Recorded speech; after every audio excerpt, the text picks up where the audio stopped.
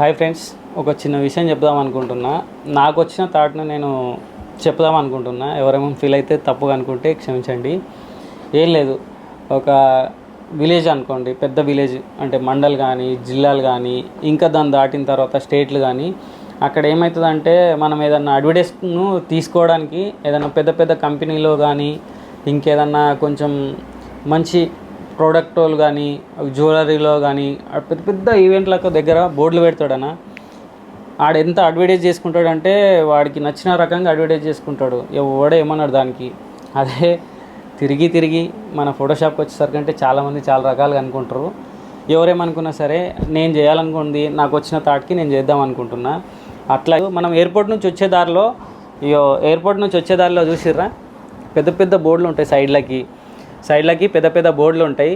ఆ బోర్డులను చూస్తే పిచ్చెక్కుతుంది. కొన్ని కోట్లు టర్న్ ఓవర్ బిజినెస్లో బోర్డులు ఉంటాయి. అన్నీ వాడు అంత పెట్టి ఖర్చు పెట్టి అడ్వర్టైజ్ ఇస్తున్నప్పుడు మనం ఎంతో కొంత చేసి అడ్వర్టైజ్ ఇచ్చుకోవాలి కదా బ్రో.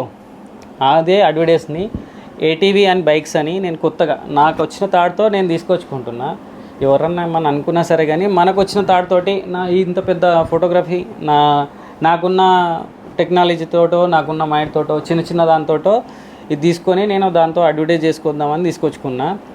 అట్లాగే నేనే కాకుండా నాతోటి ఫోటోగ్రాఫర్లు కానీ, ఇంకా పెద్ద సీనియర్లు కానీ ఎవరైనా సరే బైక్సే తెచ్చుకొని అంటలేను. నీకు వచ్చిన థాట్తో నీ సర్కిల్లో ఏది ఉందో, నీకు ఏది తోస్తుందో దాంతో సర్కిల్తో నువ్వు అడ్వర్టైజ్ చేసుకో అన్న. అంతేగాని వేరే వాళ్ళు ఏదో చేస్తుర్రు, నువ్వేదో తీసుకొచ్చినావు, అదేదో తీసుకొచ్చిర్రు అన్నీ వీళ్ళని అనకన్నా మనము ఏదో ఒక దారిలో వెళ్తూ ఉండాలి అంతే. ఇందులో ఏదైనా తప్పుగా అనుకుంటే క్షమించండి. ఓకే, ఎవరిని ఉద్దేశించి కూడా అంటలేను, నాకు అనిపించింది చెప్తున్నా. ఇక్కడ నుండి నేను ఏదైనా చిన్న కంటెంట్లు చేద్దాం అనుకుంటున్నా. దానికి మీరు అందరు సపోర్ట్ చేయాలి, మీ అందరి ఆశీర్వాదాలు ఉండాలి. Thank you so much. Bye.